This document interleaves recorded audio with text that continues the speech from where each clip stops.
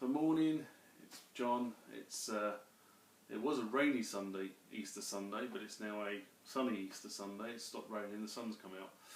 So happy Easter, everybody, in the Christian world, of course. So I just thought I'd do 5 minutes. I've been in the studio for a couple of hours now, just when I got showered, because you didn't want to see me smelly. And I just thought I'd give you an idea of things I've been playing with the last couple of weeks. So first thing is, I bought a few pedals a few weeks back. If you remember, I bought the Korg pedal, I bought a Roland pedal, and I bought this generic Stagg pedal. And I said I'd sort of work out how good the Stagg pedal was. Well, I'm okay with it. Let's put it that way. I think it's probably the best of the generic ones I've come across. There is a decent amount of resistance there. It feels okay under your foot when you press it. It is plugged into my M1, which I play all the time, so I am getting quite a lot of use to it. The only thing I would say about it is that the spring on this is not as strong as the spring on the proper Korg pedal. So this is the Korg pedal, which is a half damper pedal for my Kronos, and there's a lot more resistance on this pedal than there is on the Stagg pedal, and I quite like the sort of the more resistance on the pedal. It's my personal preference, but it's got sort of a nice weight to it. And the Roland pedal that I bought also has a fairly decent amount of weight to it. The Stagg is a little bit loose, but having said that, of the generic pedals I've tried so far, this Stagg one is probably one of the best. So, you know, for I can't remember what it was now, it was about £19 GB. So for under £20, that wasn't a bad pedal. And as I said before, I prefer these sort of pedals to just the sort of the flat switchy type pedals, because I just don't feel, you know, you don't know quite when you're making contact with the flat pedals, whereas these, you know you've made contact with it, and you know you've depressed it to engage either the damper or sustain or whatever you've got set up on your keyboard. It's not as simple as just sustain now, is it? Because we can set the pedals up to do whatever we like.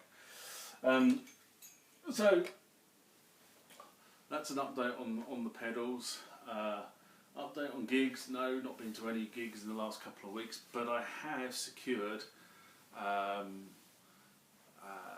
well, we're going to see the Jean-Michel Jarre concert in October, and I've got 5 rows from the front, so I'm really stoked about that. Really looking forward to that, actually.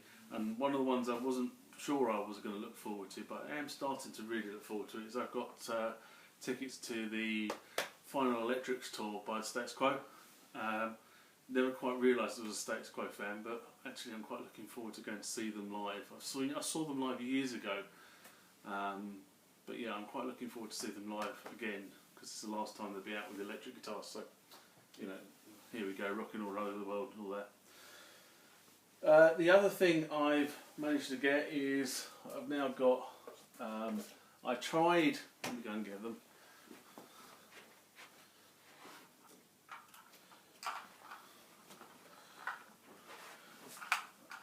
This labelling kit for my keyboard cables the other day. I bought one of these and I tried it, and I have to be honest and say it doesn't work for me. Okay, and the reason it doesn't work for me is because it assumes that there is no plug on the end of the cable. So let me show you the problem.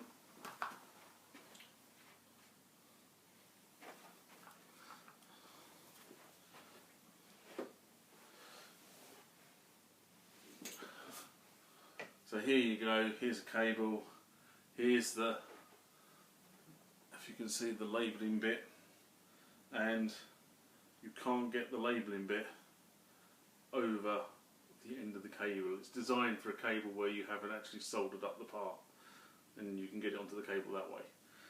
So I did try cutting them and opening them up, because I thought maybe I could do it that way. Unfortunately, the problem with that is they fall off. So, nice try. It doesn't really work for me. might work for other people. If you're building your cables up yourself, so there you go, that's what they're meant to look like. But as I say, because they're open-ended, they just keep falling off. So, let's say, nice try. It doesn't work for me, may work for other people, but doesn't work for me. So I've gone back to the old-fashioned method of phone going off. Adhesive labels. So these are the ones where you write on the label and you wrap it around the cable. I didn't really want to use those because my handwriting is bogged down awful. So, but I've gone back to those. So I'll be doing that a little bit later on, which is cool.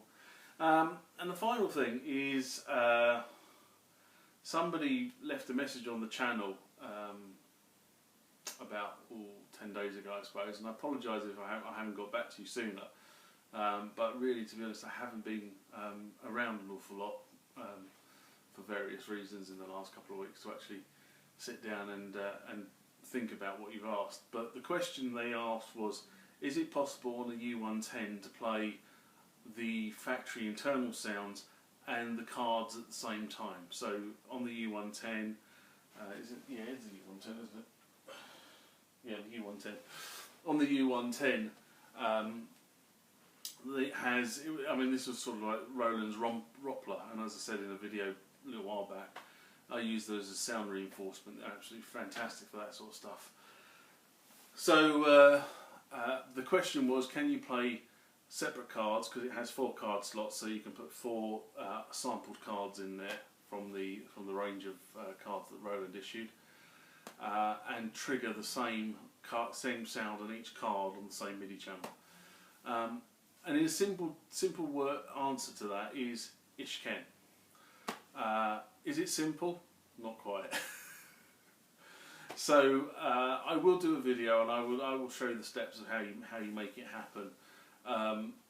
But in very, very broad terms, what you have to do is you have to assign, and this is going from memory, honestly this is going from memory, you have to assign the tone on the card to a patch, and then you assign the patch to the same MIDI channel for each of the cards. So if you're going to trigger it on channel 1, you assign all of those patches to channel 1 and they will all trigger simultaneously. The only thing you've got to watch out for with the U110 is that it is not, you know, given the age of the unit, I can't remember how many it is, but I sort of have this sort of recollection in my mind, it's only about 16 note polyphonic.